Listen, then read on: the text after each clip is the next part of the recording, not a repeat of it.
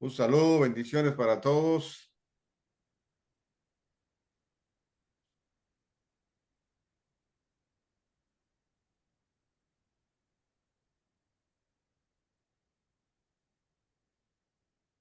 Ok,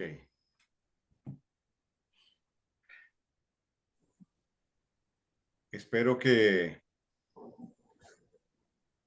estos días de Navidad no les hayan afectado. Me imagino que las libritas sí. Algunos les afectaron las libritas, el peso. Pero bueno, espero que espiritualmente el ambiente no los haya afectado. Normalmente son tiempos muy cargados espiritualmente. Y bueno, para los profetas es un tiempo medio complicado. Pero bueno, gracias a Dios, aquí estamos, retomamos clases y vamos a continuar con el tema que habíamos iniciado. Eh, y en mi opinión, pues un tema que considero que es eh, fundamental, básico para todo lo que tiene que ver con la dinámica con la dinámica del reino. Los que recién se están añadiendo a la escuela y no han podido ver los videos anteriores, pues nada más se comunican con nosotros y se los hacemos llegar. Les hacemos llegar los videos para que se pongan al día. Normalmente cuando alguien se incorpora a la escuela, nosotros le enviamos los videos anteriores. Claro, llegará un momento que va a ser complicado, ¿verdad? Porque, y de paso, pues, lo comunico. La escuela como tal, al no tener un formato académico, este, tuvo tiempo de apertura, pero no tiene tiempo de conclusión. Dijimos al principio, ¿verdad? Que lo que, lo que tenemos en nuestro Neshama, en nuestro espíritu, es dejar abierta la puerta y ir dando, ir dando temas relacionados con lo profético, con los profetas, etcétera, ¿verdad? Entonces, en ese sentido, pues también dijimos que estamos haciendo lo que queremos hacer, ni con el contexto bíblico. Explicamos un poco lo que es la palabra yeshiva, que es el concepto que sí calza dentro de esto, ¿verdad? Es una escuela permanente de instrucción y de enseñanza. Y yeshiva significa sentarse a los pies del maestro para aprender. Y el maestro es Yeshua, ¿verdad? Por excelencia. Y nosotros pues somos aquí un conductor tratando de dar y aportar lo que el Eterno nos ha dado. Pero la yeshiva no es un tema de asistir a una clase. La yeshiva, el concepto de yeshiva, tiene que ver con una dinámica de vida, con periodo de instrucción, pero una dinámica de vida. Desde ese punto de vista, entonces, es una escuela de 24/7. Es decir, lo que recibimos es impartido, es activado y el Espíritu de Dios se encarga de activar esos códigos e irlos ampliando, ¿verdad? Entonces, en ese sentido, pues, es diferente al tema de escuela.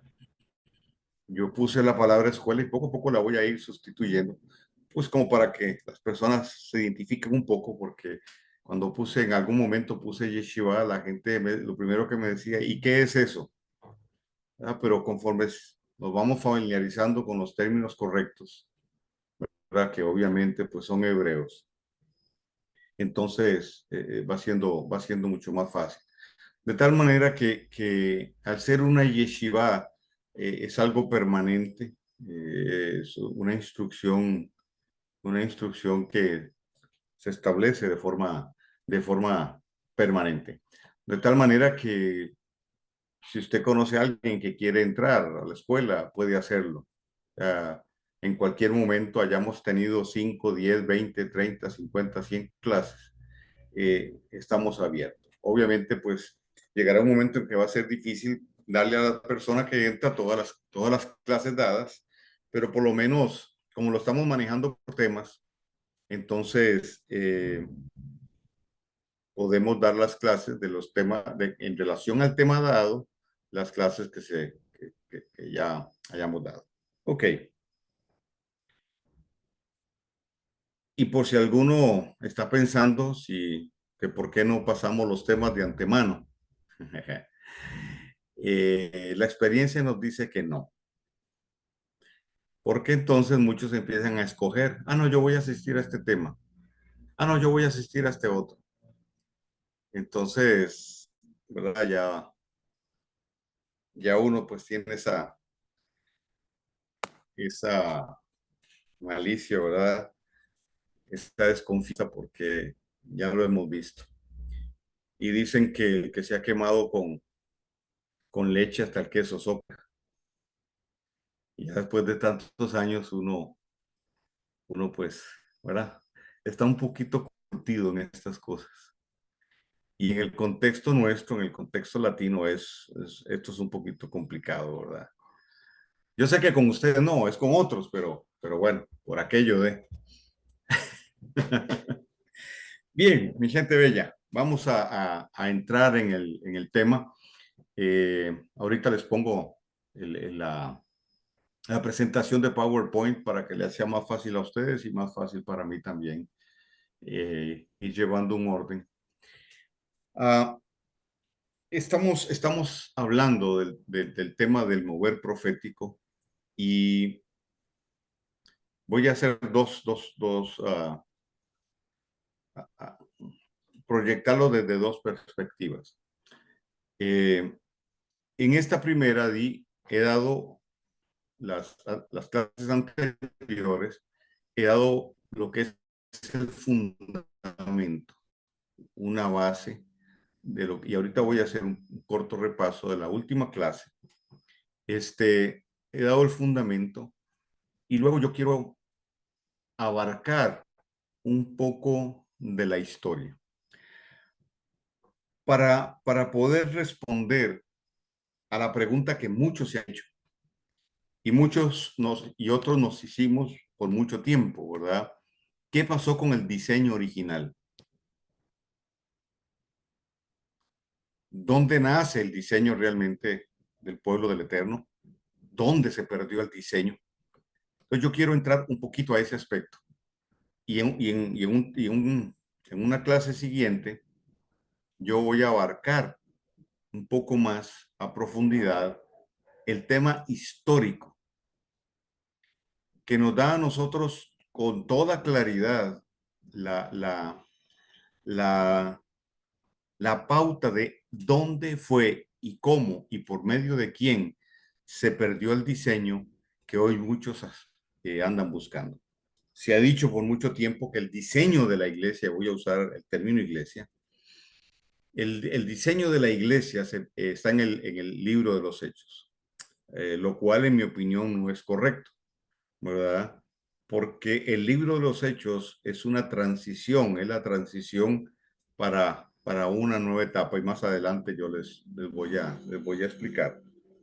La etapa donde el Espíritu de Dios, ¿verdad? Viene a estar permanentemente en aquellos que han decidido caminar con Yeshua, lo cual antes de eso no se daba. Entonces, yo considero que uno de los problemas más serios que tenemos hoy, con toda esta ola de superficialidad, donde lo mediocre se premia, donde lo superficial se aplaude, donde lo ridículo es aceptado y aplaudido, ¿verdad? Estamos en una etapa así, ¿verdad? Tenemos a un nuevo rey del pop, ¿verdad? El conejo malo, Bad Bunny. Y ya, bueno, he hablado de eso muchas veces, pero para mí es un ejemplo de dónde está nuestra sociedad, de dónde estamos hoy. Entonces vos abrís TikTok y vos ves a la gente haciendo el peor de los ridículos. O sea, las estupideces más grandes las ves a la gente hacerlas hoy y te das cuenta que al ser tan generalizado, esto empieza a marcar una tendencia y para mí peligrosa, enfermiza, porque que alguien haga una estupidez mm, y la publique en TikTok, vaya, está bien, pero que 120,000, 200,000, 1 millón de personas lo sigan, lo aplaudan y digan qué bueno, eso sí es preocupante. Y lamentablemente eso se está metiendo dentro de lo que llamamos o podemos llamar el círculo de la iglesia. Permítame usar el término para poder entendernos. Porque tenemos dentro de la iglesia una tendencia a eso mismo, a lo superficial, a lo pasajero, a lo momentáneo. Entonces estamos llenos de shows de domingo. Perdón que lo diga de esa manera, pero estamos llenos de shows de domingo. Y la gente ya no quiere estudiar. El creyente ya no quiere estudiar, le quiere todo sencillo, fácil. Tenemos líneas, ¿verdad? De personas involucradas en G12 y todas estas líneas, ¿verdad? De lo que han llamado y de crecimiento, multiplicación, donde la persona lo que tiene que aprender es una cartilla y es de lo que se alimenta, una cartilla de 4, 5, 6 hojas con cosas básicas, pero tan básicas que hasta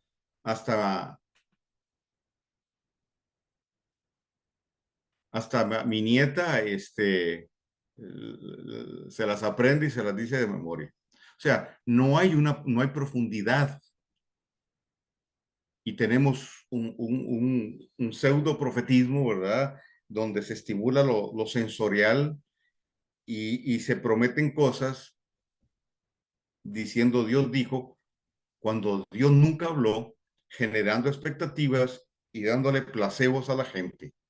Entonces, tenemos un aumento alarmante en la neurosis colectiva dentro de lo que llamamos la iglesia.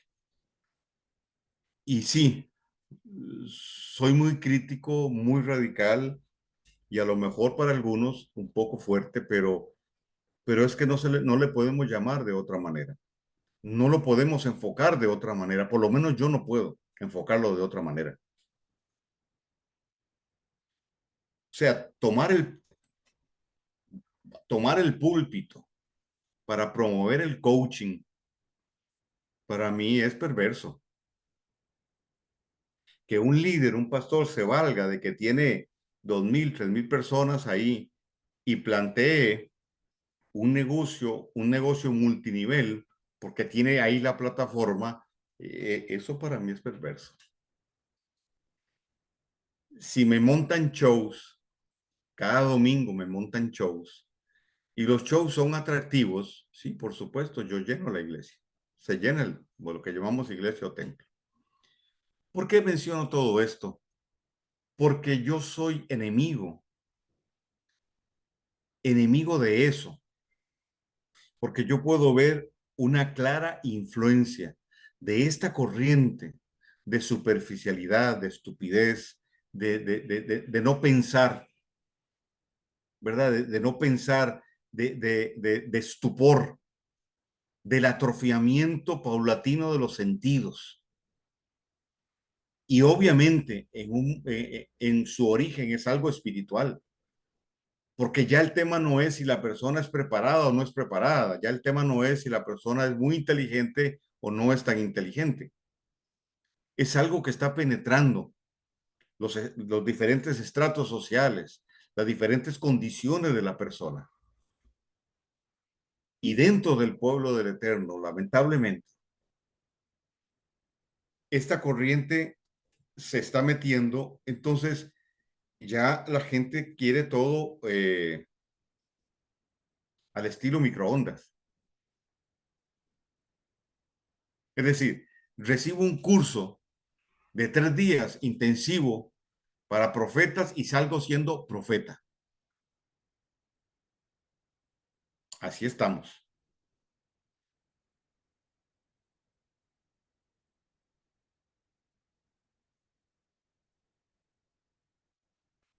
Entonces, si todo es así rápido, es muy fácil ser presa de la corriente de este siglo. Entonces, una yeshiva como esta y como otras muy buenas que hay, creemos en la importancia del fundamento, de la solidez. En otra ocasión lo dije y lo voy a volver a repetir, porque te encontrás, por ejemplo, eventos, seminarios, congresos o reuniones de domingo donde fulano de tal viene o se activó la unción y nos llevaron para el cielo. Y creo firmemente en eso. O sea, yo creo en el mover del Espíritu de Dios, creo en la unción, creo en que los cielos se abran, que la presencia revelada del Eterno se manifieste. Yo creo en todo eso. Pero yo siempre he pensado en lo siguiente. Ok, vino aquel y a través de aquel se activó la unción, nos llevaron al tercer cielo, al cuarto, al quinto, al séptimo, a cualquiera de los siete. Yo digo, tarde o temprano,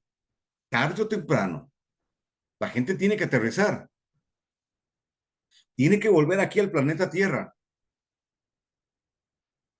Y la pregunta que yo me hago entonces es, ¿qué fundamento se tiene para que aquella experiencia que desde el punto de vista de la dinámica del reino no es una experiencia aislada, sino que obedece a un proceso? ¿Cuál es el fundamento para poder captar, atesorar y poder dosificar luego esa experiencia y que contribuya a levantar mi nivel de vida espiritual, mi nivel de madurez, pueda ayudar a ir cambiando, modificando mi pensamiento, me permita ver más desde la perspectiva del eterno y del reino? Si no hay fundamento, aquello solo fue una experiencia y ahí murió. Entonces se crea muy sutilmente, una dependencia de andar buscando experiencias y a los superungidos o las superungidas para que provoquen estas cosas. Yo pienso todo lo contrario. Yo pienso todo lo contrario. Yo creo que este es el tiempo del levantamiento de los santos. Ese es el tiempo donde el Eterno quiere activar el potencial de los santos y no depender tanto, y digo tanto, de aquellas personas que nos dirigen, llámele ungido, llámele como usted quiera,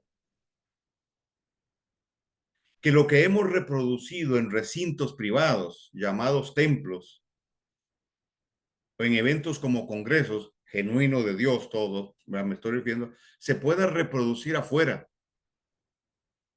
de la misma manera. Pero yo sí creo que necesitamos trabajar en fundamento. Si bien es cierto, yo creo en el levantamiento de los santos, yo creo en la activación del potencial del creyente, también creo en que este es un tiempo donde lo magisterial juega un papel vital, porque uno de los fundamentos del reino es justamente lo magisterial. El reino tiene que ver con paternidad, ya lo vimos, y maternidad. Pero también el reino es magisterial. El Eterno es el mejor de los docentes. Es totalmente didáctico para enseñarnos. Yeshua es su maestro y el Espíritu de Dios, para guiarnos a toda verdad, tiene como base la instrucción y la revelación del libro que le llamamos Torah o llámele Biblia, escritura, como usted quiera. Entonces, hoy muchos no quieren esto. Una persona, y lo voy a decir porque no está aquí, ¿verdad? Quería anotarse en la escuela y me dijo, ¿y cuántas clases son? Entonces yo le dije lo que les acabo de decir, no, la puerta está abierta. Ah, no, entonces hay que estudiar mucho. Y obviamente no está en la escuela, porque hay que estudiar mucho. Porque vea a dónde nos quieren llevar. Nos quieren llevar al punto donde ya no pensemos, donde todo el pensamiento viene elaborado.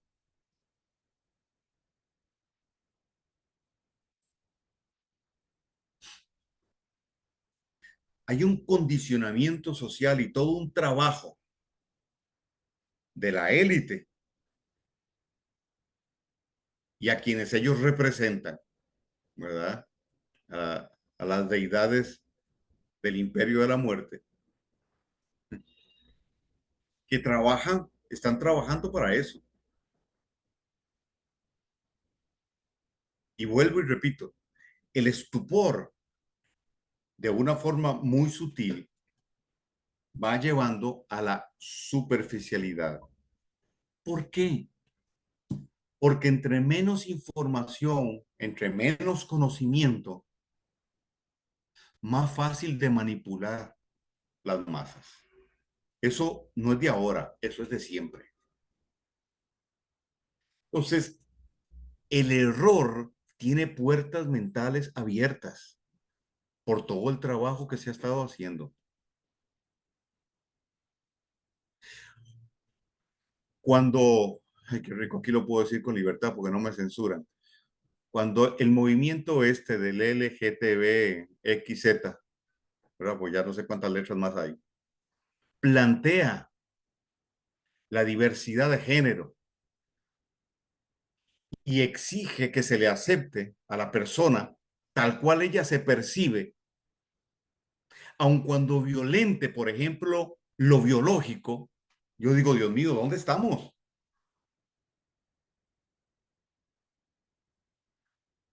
¿Dónde estamos? Si la ciencia ya no marca la constante, sino el criterio de cada quien, es decir, ahora es la cultura la que lo define, no la ciencia, no la biología. La Real Academia ahora está de adorno. ¿Por qué? Porque entonces unos exigen,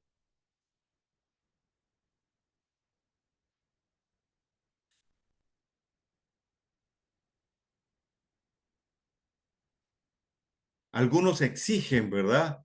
Que se les trate como ellos.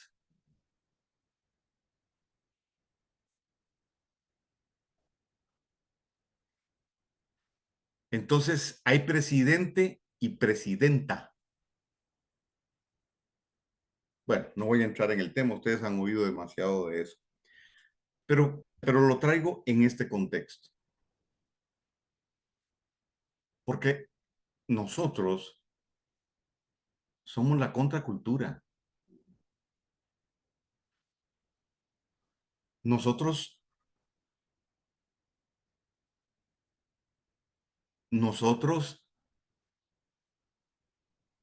por designio divino, tenemos que establecer la diferencia. Y yo he insistido por mucho tiempo que le falta efectividad a la dinámica que la iglesia ha traído por años. Porque se acepta a las personas tal y como son y no se trabaja para cambiar la mentalidad.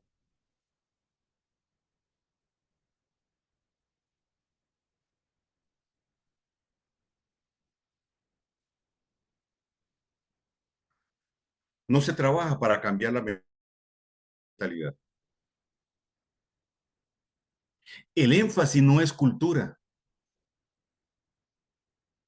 el énfasis es culto. Y nosotros no somos un culto, nosotros somos una cultura.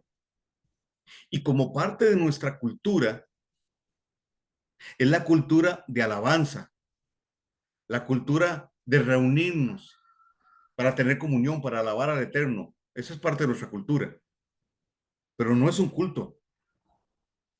Pero no puedes tener cultura si no trabajas en ideología y no puedes tener una ideología si no removemos los paradigmas que la cultura pagana, la cultura de allá afuera estableció en nosotros. Porque si usted revisa y compara lo que cree su cultura, la cultura de su país, en relación a lo que dice la escritura, vamos a darnos cuenta que hay cosas que riñen.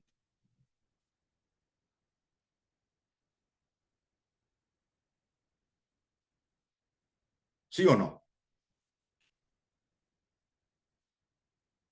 Entonces, desde los púlpitos se ha enfatizado el tema del pecado y como dije en otras clases, ya el tema del pecado tiene solución, ya Yeshua resolvió el tema. Ahora nosotros tenemos que trabajar con el tema de la mentalidad,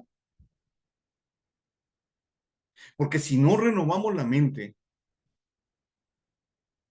entonces vamos a ser gente que solo va al culto, alaba, canta, oye un sermón y se va para su casa a pasar 6 días viviendo de la misma manera que otros viven y pensando como otros piensan.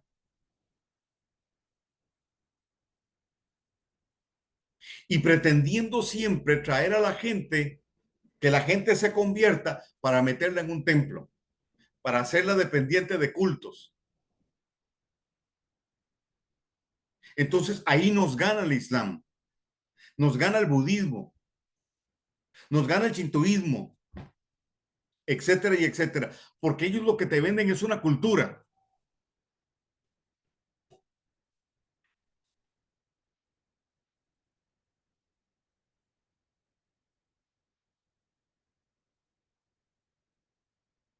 Entonces, ¿cómo cambiamos la mentalidad de la gente con una prédica de 45, una hora a la semana? No se cambia. Necesitamos trabajar con cosas mucho más profundas que eso. Y claro, la obra del Espíritu de Dios lo hace, sí, por supuesto que lo hace. Pero también nosotros debemos crear los espacios para que el Espíritu de Dios pueda trabajar más y más profundo y más aceleradamente. Las demandas del tiempo de hoy son muy altas y sobre todo para la generación nueva.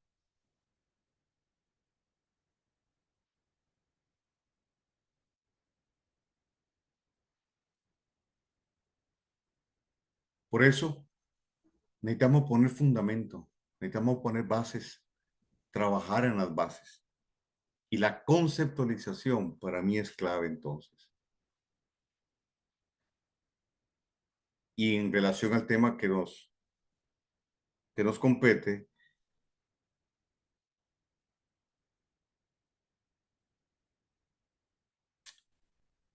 el asunto es, ¿qué queremos decir cuando decimos lo profético?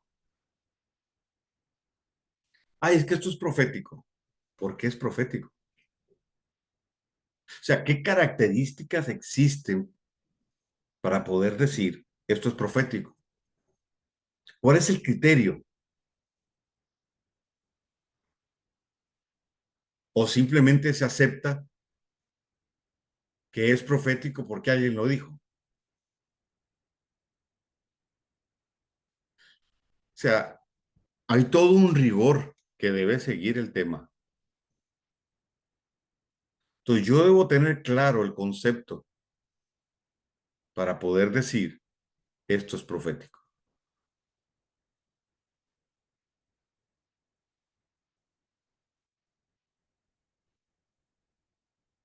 Ahora sí, continuamos con la clase de ayer.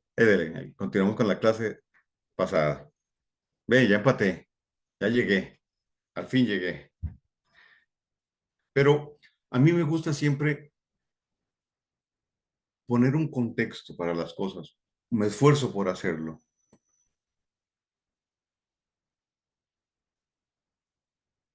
porque nosotros necesitamos desarrollar cosmovisión. La cosmovisión es el contexto donde vas a implementar la visión. La cosmovisión tiene que ver con la forma de ver, la forma de interpretar y la forma de reaccionar ante las circunstancias. Eso es fundamental a la hora de implementar una visión. Entonces, ¿cuál es la idea? ¿Cuál es la idea? ¿Llenar templos o establecer el reino en su cultura? Para mí, lo segundo.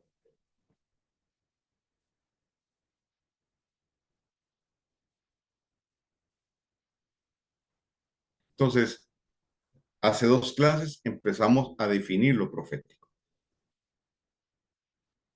Ok, ahora sí, voy a la presentación de PowerPoint. Oh, Ivo, necesito que me habilites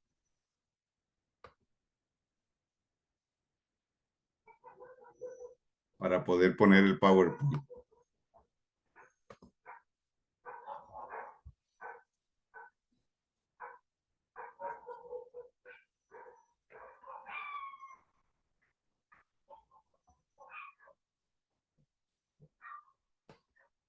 Cuando Deuteronomio 29:29 nos dice que las cosas secretas son del Eterno, o las cosas ocultas, y para quien Él las quiera revelar,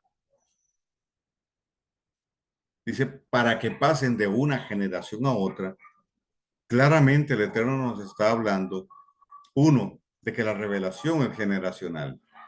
Dos, que hay una responsabilidad de pasarle a nuestras generaciones, a las generaciones futuras, esa revelación.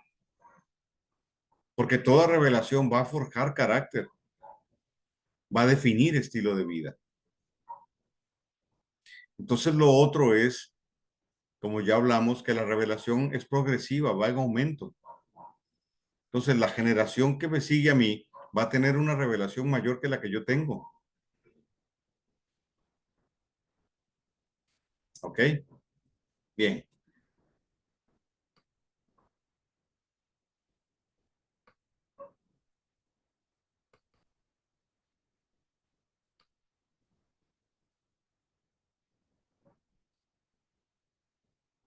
ahí estamos.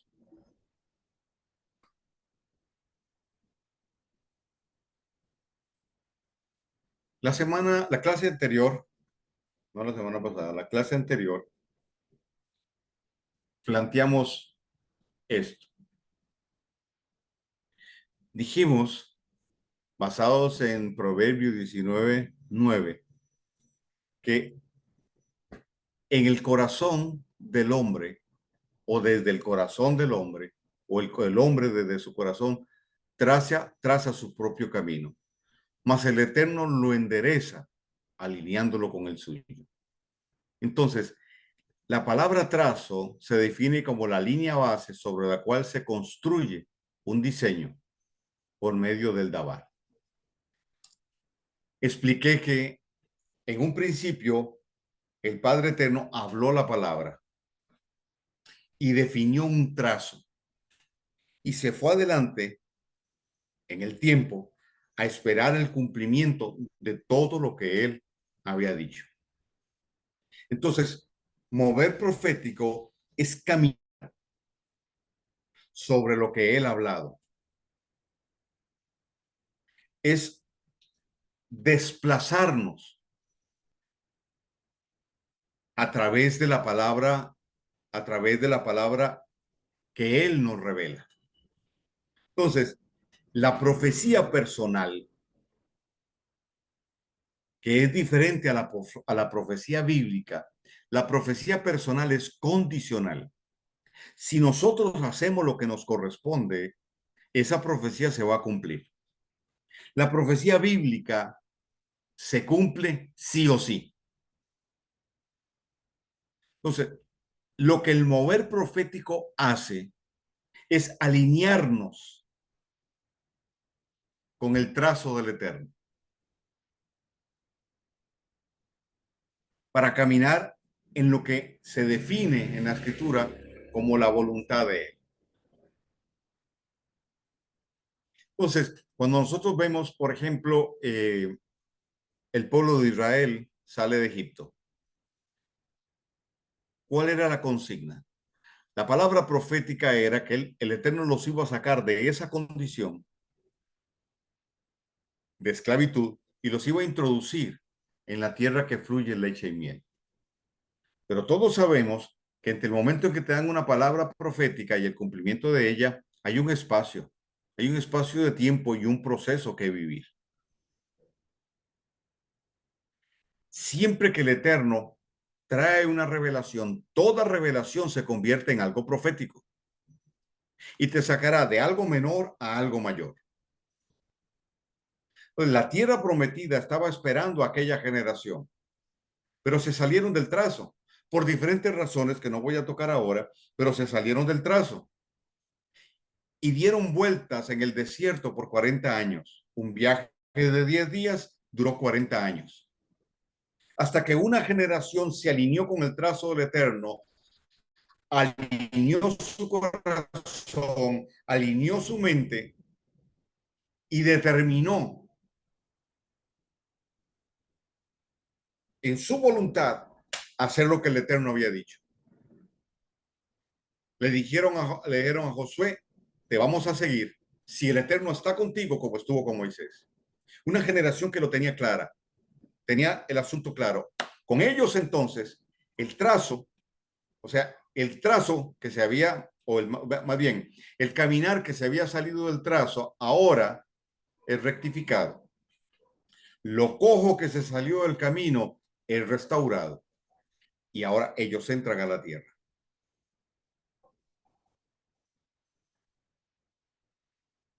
Cuando nosotros vemos el proceso del pueblo, del Eterno, y en el transcurrir del tiempo, el cumplimiento de las profecías de aquello que los profetas dijeron, entendemos que desde que Dios le dijo a Abraham,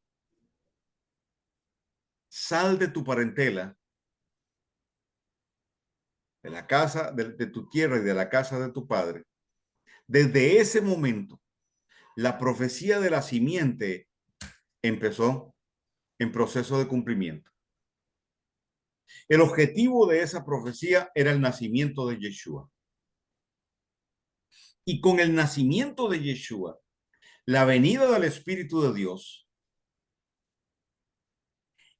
el pacto renovado, no nuevo, renovado, y esa segunda etapa, como yo le llamo, del plan de redención, donde entramos nosotros.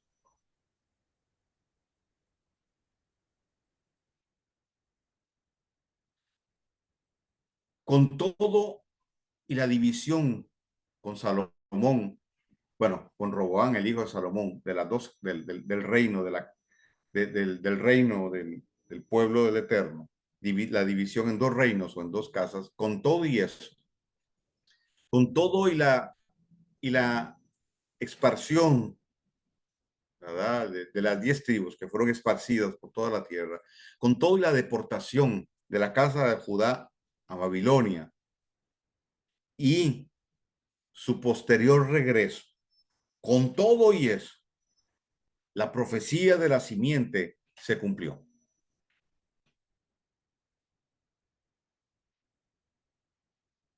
Yeshua nació. Y con Yeshua nació la comunidad de creyentes en él.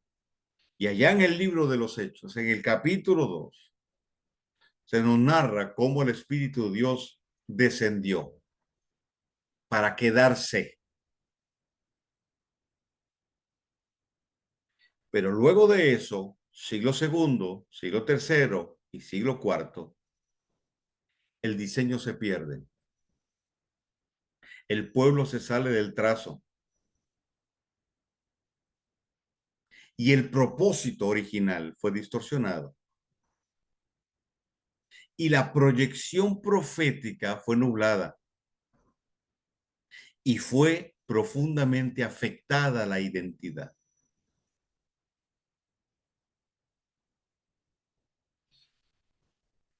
Entonces, cuando Pedro en Hechos 3, 19 al 21, habla de la restauración de todas las cosas, es a través del Espíritu de Dios que empieza un proceso más pleno de restauración.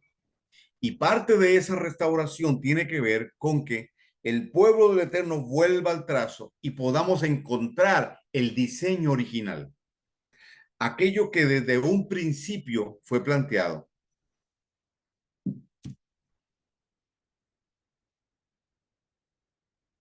Por eso hablamos de Teshuvah, de girar.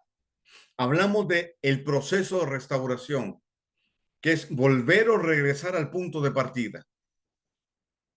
Por eso hablamos de que lo profético nos enfoca en lo que está adelante, no en lo que está atrás. El diseño original no está en el libro de los Hechos, está allá adelante. Lo que vivió la iglesia, lo que llaman la iglesia del primer siglo, que no es primitiva, porque no andaban con taparrabo, lo que vivió esa primera comunidad de creyentes es una plataforma para lo que nosotros tenemos hoy, pero allá no está el diseño. El diseño está allá adelante. Entonces, en los minutos que siguen, yo quiero darle a usted el contexto de este proceso.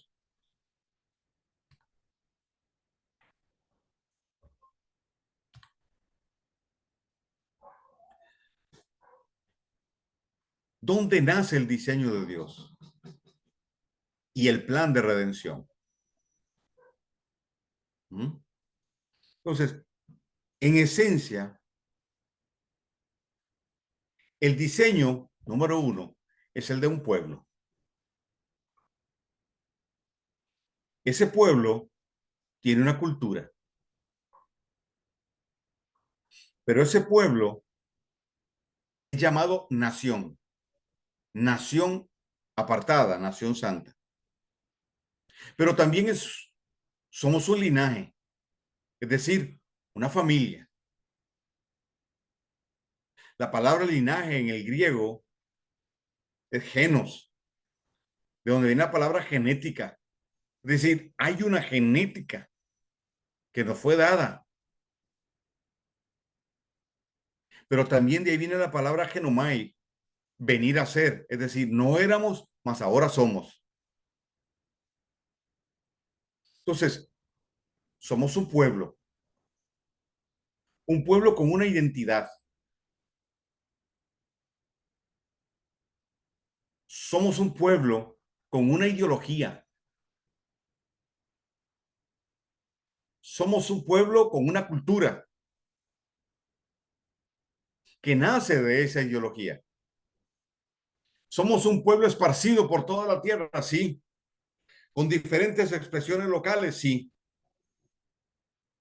pero un pueblo al cual le ha sido robada esa identidad de pueblo, a la cual le ha robado la visión de cultura y se redujo a una visión de culto.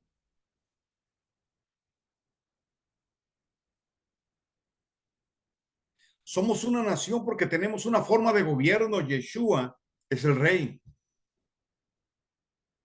Somos parte de su reino. Él es nuestro rey y él es quien gobierna. El reino tiene un código jurídico, se llama la Torá, que además es la jurisprudencia divina. ¿Y dónde nace todo esto? ¿En el libro de los Hechos? No, todo esto nace con Abraham. Pero si usted analiza estos conceptos que le acabo de plantear y los pone frente a la dinámica que hoy tenemos de iglesia, estamos muy largo de eso. Por lo menos en el grueso. Hay un remanente que sí la tiene clara. Pero la identidad de muchos hoy se la da la congregación a la que asiste. No hay una verdadera y genuina identidad de pueblo. Pues resulta ser que ese reino tiene un rey, que ese pueblo tiene una genética, que el gran énfasis es la familia que somos. Por tanto, tiene un padre. Las lesiones que hemos recibido han sido en nuestra identidad. Identidad con nuestro Padre eterno e identidad como pueblo. Pero vuelvo al punto. ¿Dónde nace esto? Con Abraham.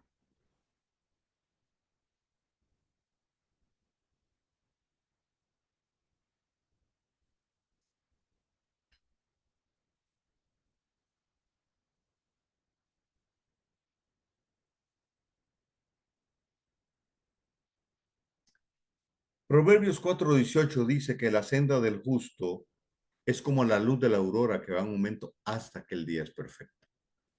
Aquí se nos está describiendo, definiendo nuestro caminar. Es decir, es ascendente. Es ascendente por revelación.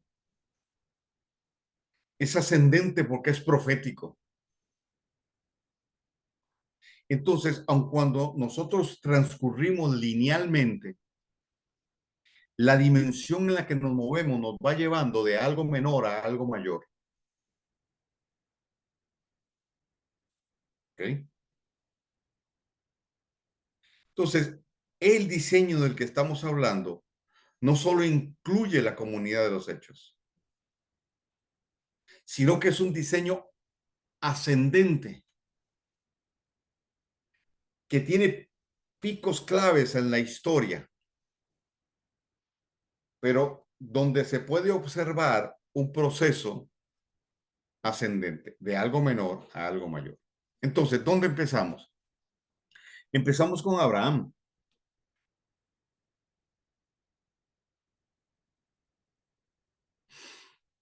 De Abraham nace Isaac, de Isaac nace Jacob, de Jacob le nacen 12 hijos, y de esos 12 hijos se establece el pueblo de Israel. Luego se constituyen en tribus, y de la tribu de Judá nace Yeshua. La profecía apuntaba a Yeshua cuando habló de la simiente. Y en tu simiente serán benditas todas las familias de la tierra. Yeshua como una primicia, pero también eso tiene que ver con nosotros. De Yeshua entonces nacen 12, o con Yeshua caminan 12 apóstoles. Uno de ellos, ni modo, le tocó hacer el trabajo sucio. Judas. Y no me voy a meter en mi teología de Judas para no crearle ni conflicto a nadie. Pero de esos 11, a los cuales se agrega Pablo después, nace una comunidad. La primera Quejilá, comunidad de creyentes en Yeshua. Pero esa Quejilá tiene un fundamento que no se puede obviar. Y luego esa Quejilá empieza a multiplicarse, estableciendo una continuidad en el propósito hasta nuestros días. Entonces,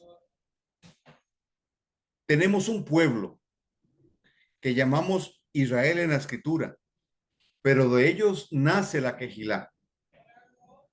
De tal manera que no hay dos pueblos, es un solo pueblo, una sola simiente, no hay dos simientes.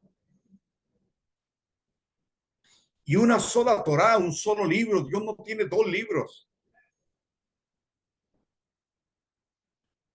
Entonces, Abraham que es nuestro punto de partida, es el primer hebreo,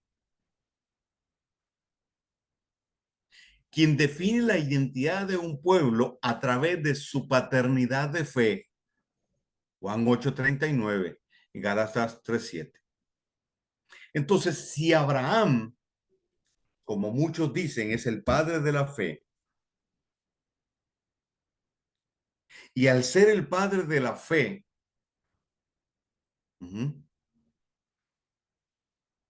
su creencia, lo que él creyó y lo que él vivió,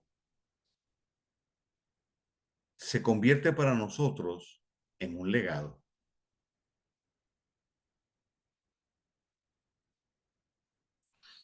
Con Abraham inicia un pueblo, una nación. Primera de Pedro 2:9, Efesios 2:12.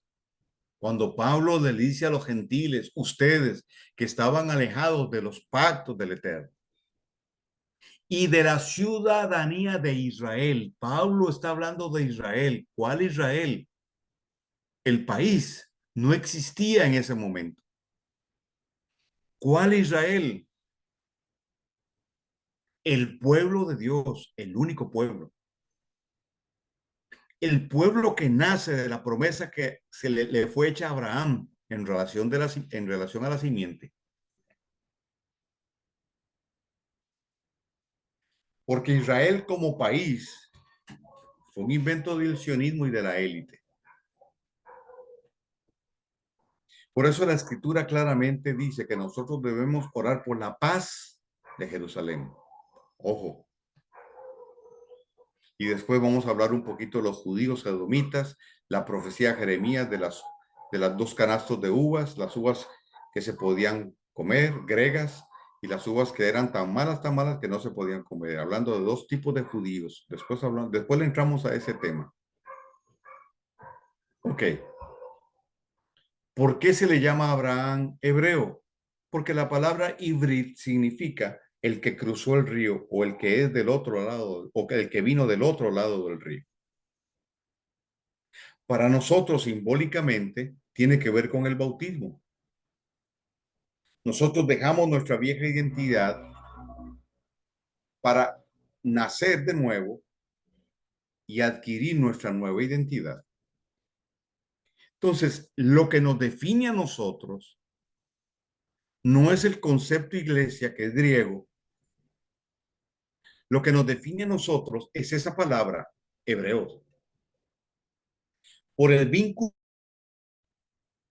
y por lo que proféticamente simboliza la palabra. Esto no tiene que ver nada con el judaísmo, lo cual se define como la religión de aquel grupo establecido en Jerusalén que vino después de la deportación, que nace de la casa de Judá o el reino del sur. Yo quiero que vayamos haciendo ¿verdad? Haciendo estas separaciones. Entonces, con Abraham inicia el plan de redención.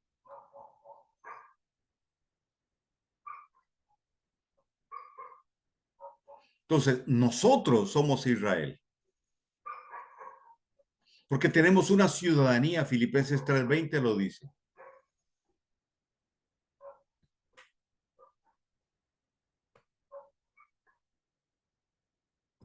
Somos su pueblo. Somos hebreos por linaje. Somos salvos por gracia y por fe. Y cuando digo fe, uso el concepto hebreo emuná, que no es solo creer, es vivir. Somos herederos de la promesa por la simiente. ¿Quién? Yeshua. ¿Cuáles promesas? Las que le fueron entregadas al pueblo del Eterno. no a la iglesia, como muchos dicen. Si solo hay un pueblo, las promesas todas son para el pueblo. Somos hijos del Eterno y parte del reino de Dios.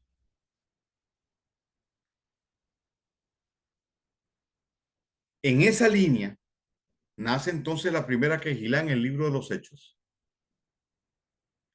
Esa quejilá es la continuidad, o esa comunidad de creyentes es la continuidad del pueblo. Ahora, bajo la revelación del pacto a través de Yeshua. ¿Qué hace Yeshua? Yeshua no invalida el primer pacto que el Eterno estableció con el pueblo de Israel allá en el Sinaí y más atrás con Abraham. Yeshua lo que viene es a renovar ese pacto. Y claramente, Hebreos 8, del 8 al 12 lo dice, citando a Jeremías 31, 31 al 33. He aquí que vienen días en que yo renovaré, Hadash, renovar, Hadashah, renovar, no es hacer nuevo, sino es renovar, lo que implica jurídicamente establecer algunos ajustes. Por ejemplo, el sacerdocio. Ahí mismo en el capítulo 8 se habla del sacerdocio. Dice, y cambiado el sacerdocio, cambiada la ley. ¿Cuál ley? La ley del sacerdocio, porque ya no estamos bajo el sacerdocio arónico, estamos bajo el sacerdocio del orden de Melquisedec. Me voy explicando.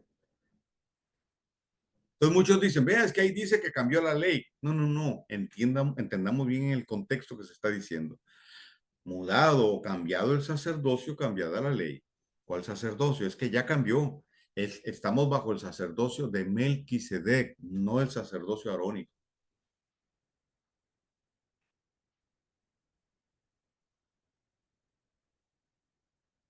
Entonces claramente establece una renovación,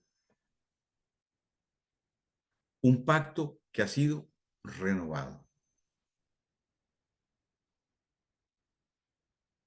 Ok, ahora, esa primera comunidad de creyentes en Yeshua, esa primera comunidad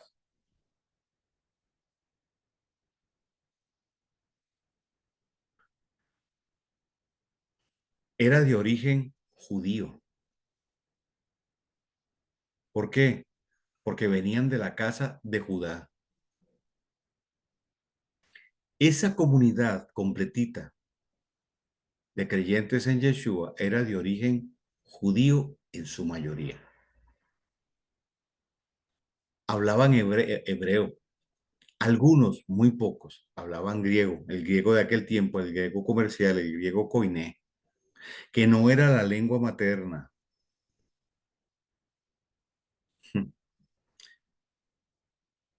Entonces, muchos creen, y así algunos que han enseñado equivocadamente, porque algunos enseñaron equivocadamente, que los discípulos del Señor andaban hablando griego.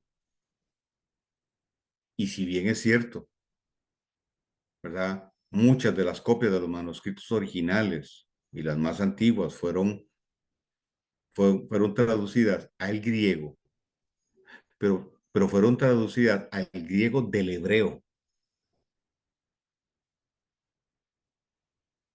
Y muchos dicen que el carpintero hablaba hebreo. Yeshua no hablaba, que hablaba griego. Yeshua no hablaba griego. No necesitaba hablar griego, porque él estaba muy claro a quién vino. Y a los que vino, les habló en hebreo. ¿Ok? Entonces, esa primera comunidad de creyentes eran judíos, incluyendo al carpintero Yeshua. Crecieron en un contexto cultural y crecieron en un contexto religioso espiritual. Déjeme plantearlo así por ahora.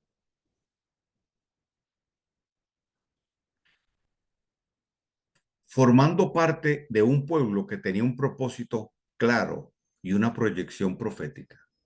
Entonces, ellos guardaron la Torá, celebraron las fiestas, guardaron el Shabbat. No, no era el domingo, no, no. Hay gente que dice, no, es que ya no estamos bajo la ley, sino bajo la gracia. Luego yo voy a explicar de dónde nace esto y les voy a dar mi posición y ustedes asumirán la suya.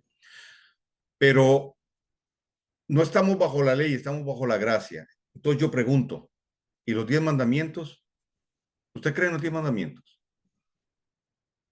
Y la mayoría de ustedes me va a decir que sí. Y si hay uno que me dice que no, entonces tal vez se equivocó de yeshiva. Pero si creemos en los 10 mandamientos, hay un cuarto mandamiento que habla de guardar el día del Eterno. Y el día del Eterno no es el domingo, porque la historia me enseña, y después lo vamos a ver, que fue Constantino quien cambió eso y estableció el domingo en el concilio de Nicea.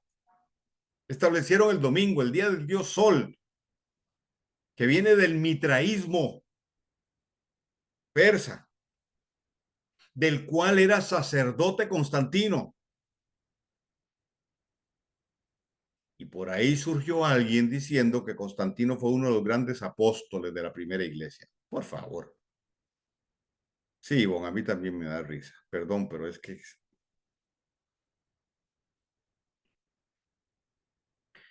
guardaban Shabbat. Ah, no, es que las fiestas son las fiestas de los judíos. Demuéstremelo. Claramente, Deuteronomio dice y Levítico que son las fiestas del Eterno. Y está claramente en la escritura que Pablo las guardaba. Pablo celebraba las festividades. Y todas las festividades hablan de Yeshua. Y todas tienen cumplimiento profético. Y todas tienen una proyección profética. Muchos escatólogos han errado porque no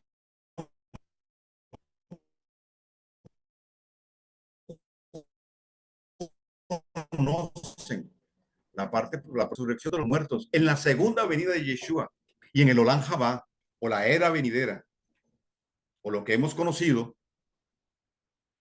como el milenio. Funcionaban como una quejilá, como una comunidad de creyentes y no se les llamó iglesia sino hasta después del 300 después de Cristo. Historia pura.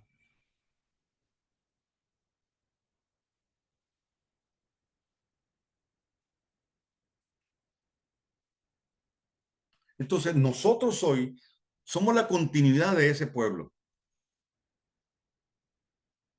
Pero el diseño fue distorsionado, nos sacaron del trazo y fue cambiado entre el siglo segundo y el siglo cuarto, por lo que se ha conocido históricamente como el cristianismo romano o el rito latino.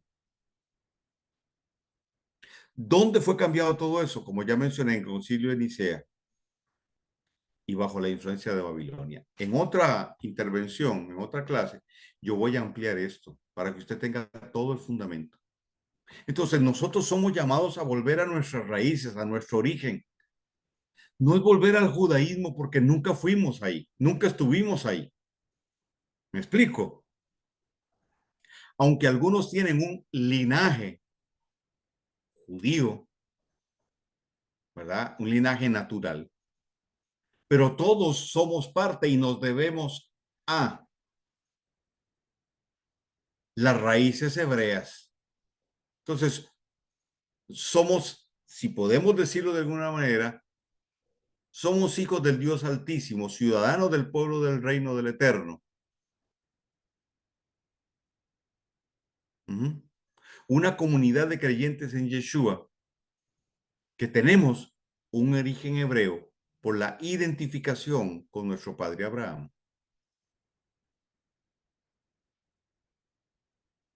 Entonces, si ese padre, Abraham, si él es nuestro padre, como ya lo mencioné, y él guardó la Torá, nosotros también lo deberíamos de hacer.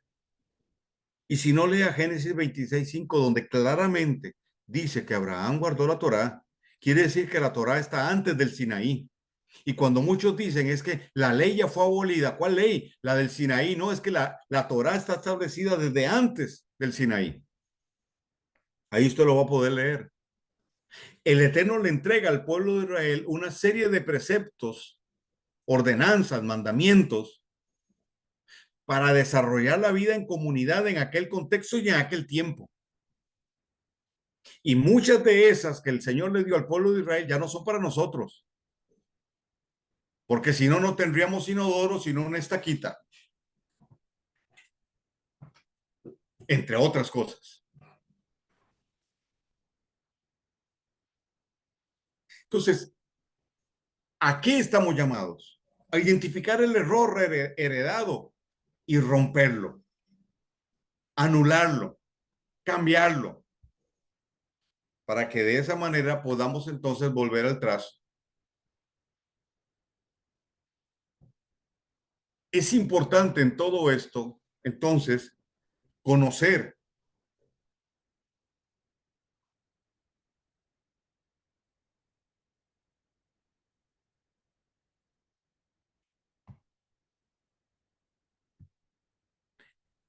Es importante conocer cuáles son los enemigos del diseño original. Y aquí voy a ampliar un poquito entonces la parte histórica.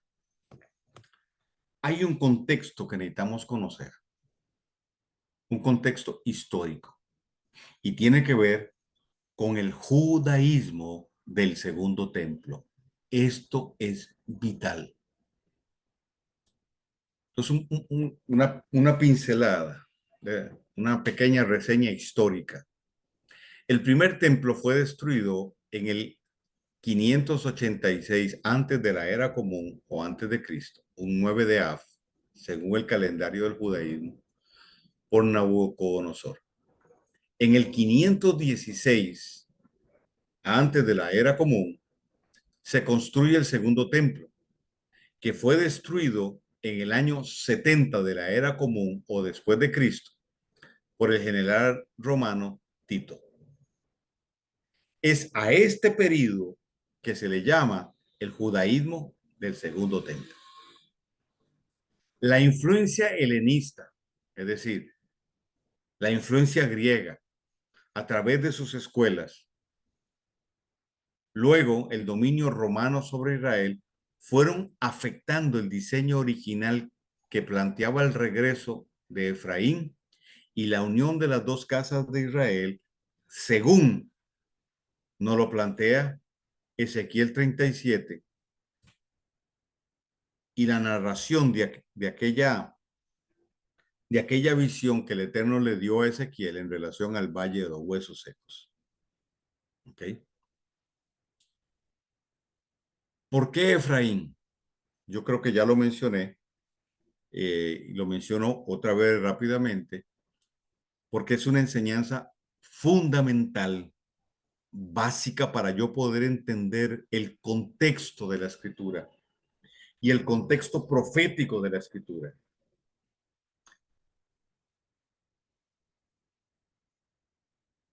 El Eterno le dice a Salomón que por su pecado él va a dividir el reino, pero que no lo hará en su tiempo por amor a David su padre, sino que lo hará con Roboán su hijo. Con Roboán se divide el reino en dos, el reino del sur y el reino del norte. El reino del sur con Roboán allá en Jerusalén y el reino del norte con Jeroboán en el norte.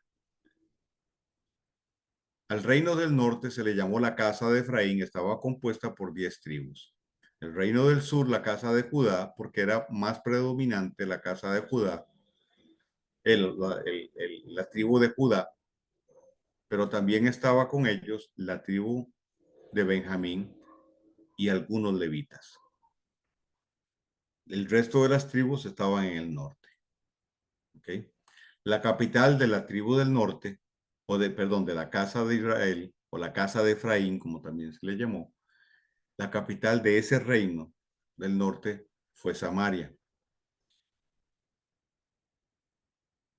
Las 10 tribus se contaminaron con los asirios, adoraron dioses asirios, etcétera. No voy a entrar en el detalle. Y una de sus prácticas, ¿verdad?, era criar cerdos. Por eso judíos y samaritanos no se llevaban, porque los judíos decían que la casa de Efraín o la casa de Israel, ¿verdad?, se habían contaminado y por eso criaban cerdos. Ok, no quiero, yo le voy a dedicar un tiempo a esta enseñanza en algún momento, pero lo que quiero es ponerle este contexto. Entonces,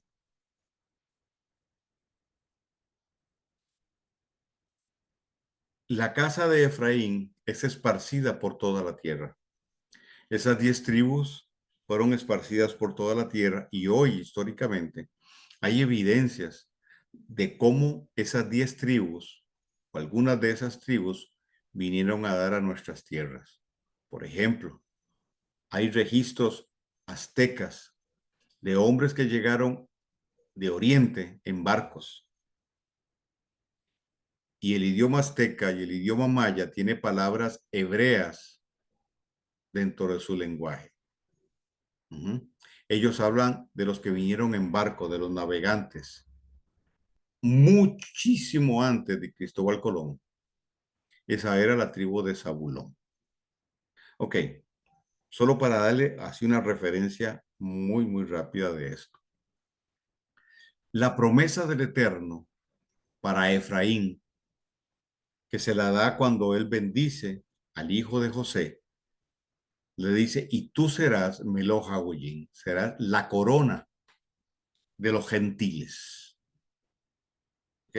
Creo que eso ya lo vimos. Voy a ir un poco rápido para llegar al punto y cerrar la clase de hoy. La promesa que Dios le da a Abraham de su simiente tiene que ver con Yeshua, pero también tiene que ver con lo genético. La genética de las 10 tribus se ha esparcido por toda la tierra y también, ¿verdad?, por la diáspora de la casa de Judá, el judío que también se ha esparcido.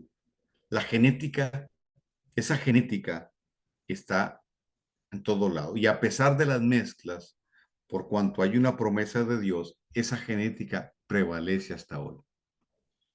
Entonces, la respuesta nuestra al Eterno, la respuesta nuestra al Señor, a su sacrificio, y voy un poquito más allá, y también la reacción que muchos tuvimos cuando oímos por primera vez sonar un shofar, o cuando vimos danza, o cuando oímos música hebrea. Dios mío, es producto de eso, de nuestra genética y del llamado de volver a casa, de volver a la matriz de un pueblo, no a una religión, a un pueblo. Entonces, la profecía de Ezequiel 37, la profecía, el libro de Oseas, Amós, Isaías, todos profetizan que esas dos casas volverán a unirse. Y si usted revisa Oseas 1:10, habla de que se unirán y tendrán un solo jefe. Ese será Yeshua. Entonces, Efraín está regresando a casa. Estamos identificando nuestras raíces, porque muy pronto las dos casas se van a unir cuando el Mesías aparezca, no en su segunda venida, sino cuando venga a recogernos. Entonces, estamos emprendiendo un camino de regreso a nuestra identidad, de regreso a nuestro origen, no al judaísmo, sino a nuestras raíces que son hebreas. Me voy explicando. Entonces, el trabajo del enemigo ha sido traer una distorsión a todo esto. Y los llamados o los mal llamados padres de la iglesia, que todos eran monjes católicos, ante el inminente deterioro del Imperio Romano, empiezan a proyectar su plan de establecer una nueva religión y con ella distorsionar lo que el Eterno quiso establecer. No es sino con la llegada de Constantino, quien fuera el primer papa de la Iglesia romana. Ojo con esto. Ellos están totalmente equivocados, por supuesto que equivocados, porque así les enseñaron, distorsionando la historia. La continuidad papal nace a partir de Constantino, que fue el primer papa, no Pedro, reconocido por ellos mismos en el concilio de Nicea y concilios siguientes. Con él se consolida el cristianismo como la religión oficial de Roma. Repito, en otra ocasión yo voy a profundizar en esto, pero lo que quiero es como dejarle una idea. A partir de ese momento, ¿cuál es su estrategia? Uno, desjudaizar a Yeshua, sacarlo del contexto judío y presentarlo como el nuevo líder de una religión. ¿Cuál? El cristianismo romano. Pero es el Cristo, el Jesucristo ese de las películas de Hollywood, muy lejos de lo que realmente fue Yeshua, muy lejos de su contexto judío, de sus creencias, de sus costumbres, de sus prácticas, de su cultura, de su ideología. La Iglesia Universal, que así se traduce católico, nos distorsionó toda una verdad. Establecieron que las fiestas de los judíos no se podían celebrar y prohibieron celebrarlas. A quienes las celebraban los mataban. Su estrategia fue marginar sistemáticamente a la comunidad de creyentes en Yeshua, hasta el punto de perseguirlos y matarlos. Los quemaban como antorchas vivientes. No es cierto que persiguieron a los cristianos y los mataron. No, los cristianos no persiguieron a los cristianos. Los cristianos del cristianismo romano persiguieron a los judíos creyentes en Yeshua, porque así matándolos, mataban sus costumbres y evitaban el legado hacia otras generaciones de las prácticas y vivencias que Yeshua y los discípulos tuvieron y que desde tiempo atrás fueron establecidas. Entonces, propiamente en el Concilio de Nicea se termina de orquestar la confabulación y distorsión del diseño que inició con Abraham.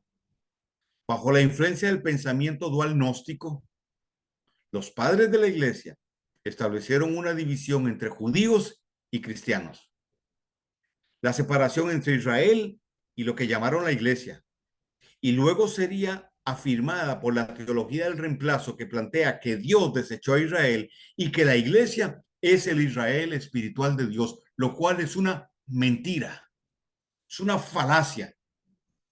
No soporta el rigor de la exégesis bíblica. No existe ningún pasaje que diga que el Eterno desechó a Israel, si no lea Romanos 11, donde dice que por causa de la expulsión de Efraín, por su pecado, los gentiles fueron injertados, unas ramas que fueron cortadas del olivo silvestre, gentiles fueron injertadas en el olivo, y que Efraín volverá a será reinjertado,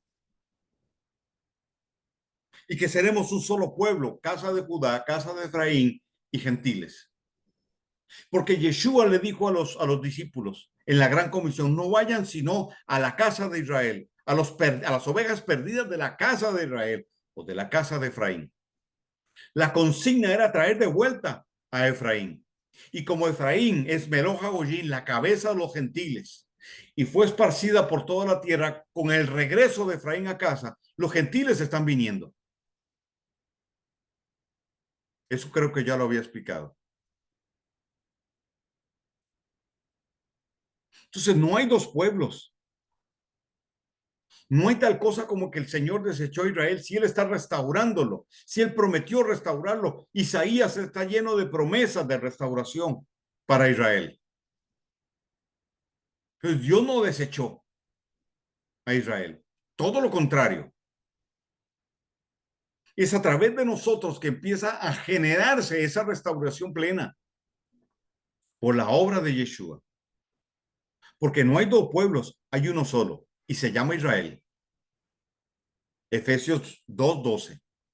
Israel, no el país, que eso es diferente.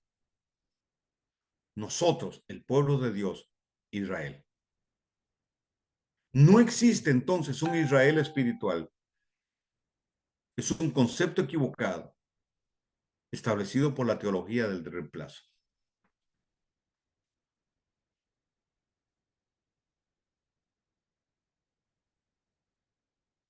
Entonces, a partir de este punto, el cristianismo romano modeló un diseño distorsionado con traducciones de la Biblia erradas. Jerónimo en el siglo IV tradujo de 1500 copias la Vulgata Latina, de donde viene la Biblia Scofield, de donde viene la Reina Valera y otras Biblias que están llenas de errores. Ahora, yo no quiero confundirle, esté tranquilo. El Espíritu de Dios siempre nos va a guiar a toda verdad. ¿Ok? Pero si usted hay versiones que están más cerca de lo que fue las copias de los manuscritos originales. Pero ellos llenaron de distorsión, errores, esas traducciones deliberadamente. Una serie de doctrinas de hombre y heréticas además del espíritu antisemita o antijudío, la prohibición de celebrar fiestas, el cambio del Shabbat por el domingo en el Concilio de Nicea y muchas otras cosas más que iremos mencionando. Con Martín Lutero se da un desprendimiento, lo que se conoce como la Reforma Protestante. ¿Okay? Y aun cuando eso tiene un efecto positivo, también tuvo un efecto negativo. En todo caso, Martín Lutero no es santo de mi devoción porque era antijudío o antisemita. Él compuso un himno llamado Castillo Fuerte que se cantaba muchísimo y todavía en algunas iglesias tradicionales. Él lo compuso en un lugar, en un sótano donde estaban torturando judíos, porque él era antijudío o antisemita. Sin embargo, la reforma luterana trajo un desprendimiento de lo que fue el cristianismo romano y del rito latino. De aquí pasamos a la renovación carismática de principios de los 60. ¿Ok? Un nuevo ciclo toma lugar bajo una revelación presente hasta el 2000, del 60, de 1960 al 2000, donde Oseas 2 entra en cumplimiento. 2 días te daré vida, más al tercero te resucitaré, te despertaré. Entonces, la consigna, ¿cuál es? Quebrar el sistema religioso impuesto por el cristianismo romano y regresar a nuestro origen, a nuestras raíces, volver trazo original. Es decir, como yo digo, es regresar donde Abraham y recorrer nuevamente el camino para recoger lo que nos dijeron que no era de nosotros. Deshacernos de lo que dijeron que era para nosotros.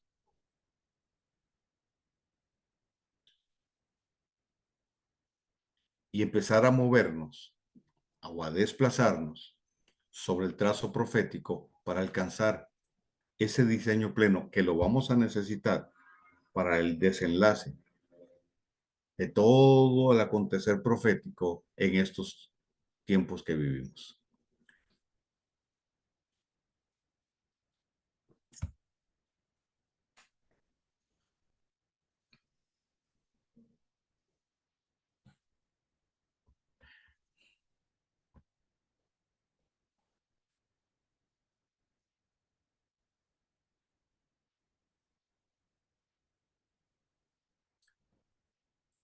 Espero haberle dado, esa es mi intención, haberle dado una, una, una pincelada a brocha gruesa ¿verdad? Una especie de línea de tiempo, de acontecimientos, que luego yo voy donde puntualmente donde mencioné cosas que luego puntualmente voy a, voy a ampliar.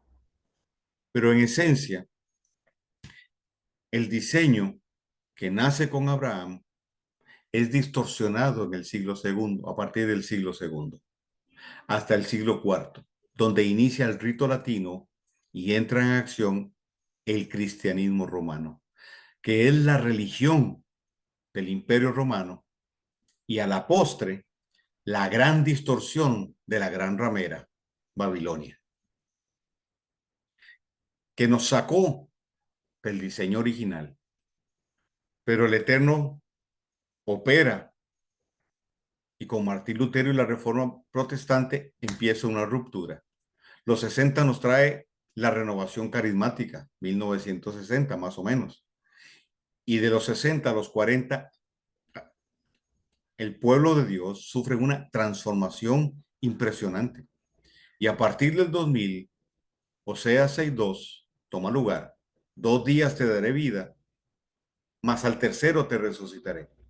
Y la palabra resucitar, que tiene que ver con despertar, está relacionada con Teshuvah, es girar. Entonces empezamos a girar, y en ese girar hay una renovación de mente. Y con el regreso de a casa se enfatiza, ¿ok? El regreso a nuestras raíces. Y aquí es donde estamos hoy.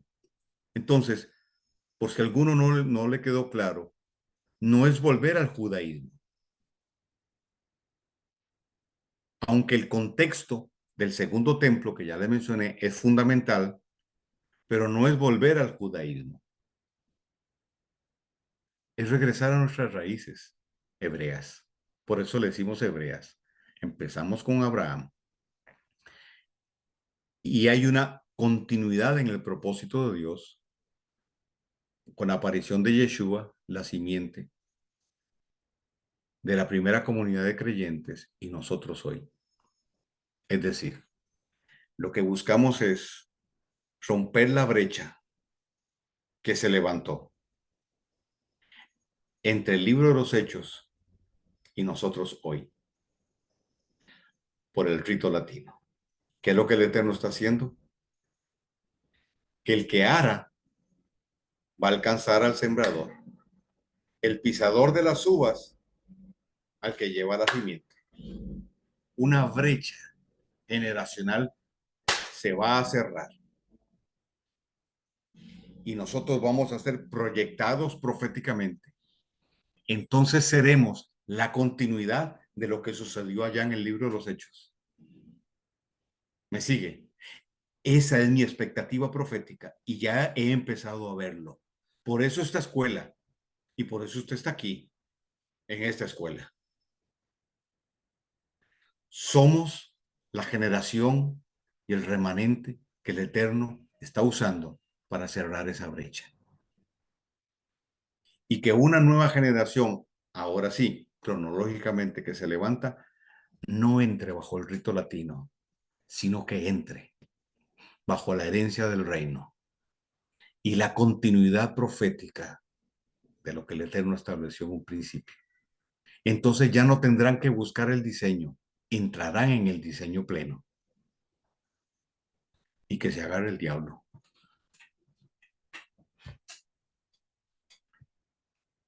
Bien, mi gente, como siempre les digo, si hay preguntas en el chat, por el chat personal, me lo hacen llegar, me hacen llegar las preguntas porque el chat de la escuela está cerrado a comentarios, ¿verdad? Pero todos ustedes están en mi WhatsApp, entonces pueden hacerme llegar la pregunta, hacerme llegar un comentario, y si pues en algo no está de acuerdo, bueno, nada más pierde la salvación, pero no hay problema. Eh, no, mentira.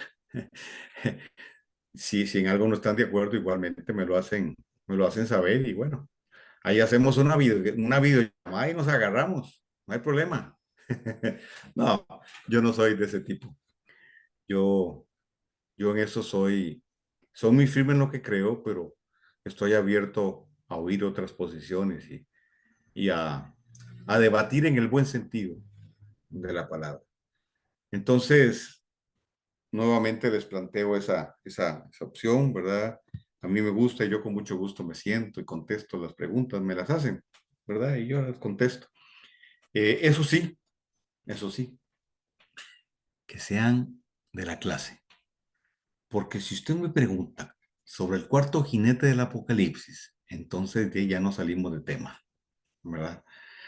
Y si usted me llama, me escribe para preguntarme si la salvación se pierde o no se pierde, yo creo que eso usted lo tiene que preguntar a su pastor, a su cobertura, a su padre espiritual. Si usted no tiene, pues entonces con mucho gusto yo le respondo y se la digo desde ahora. La salvación no se pierde, porque la condición de hijo no tiene retroceso. Lo que pasa es que la religión tiene hijos y los hijos de la religión sí claudican y el mundial para ellos es una opción. Para nosotros, los hijos del reino, los que nacimos de nuevo, los que somos adoradores, el mundo no es una opción. Pasamos crisis, lloramos, pataleamos y podemos llegar ahí al borde del ateísmo, casi ahí en la línea, en el borde. Pero siempre el Espíritu de Dios nos levanta, nos rescata, siempre volvemos nuestros ojos a Él, porque nacimos de nuevo, porque ¿a quién iremos sino a Él? Él es nuestro refugio. Y ahí, mi gente bella, los amo mucho. Nos vemos en 15 días. Recuerden, cada 15 días nos vemos, ¿ok? Abrazos y chao.